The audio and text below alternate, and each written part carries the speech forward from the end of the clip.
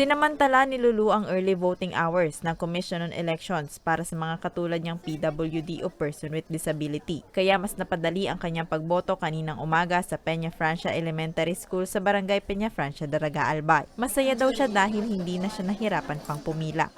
Maayos, mabilis, organized.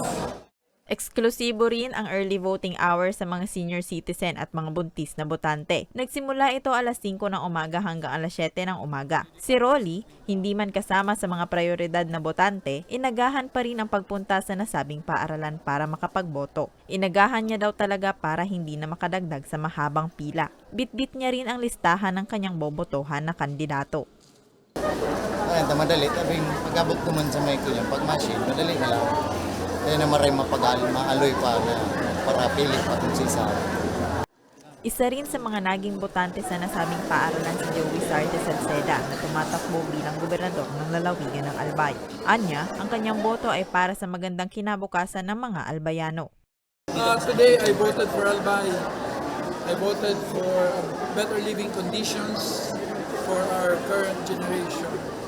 And of course a better future for the next generation of Albayanos. Essentially, I voted for the greatness of Albay. Pagkatapos ng kanyang pagboto, agad naman siyang nagtungo sa Albay Cathedral. Para sa mga balitang tatak, Bicol, Rose Bilista.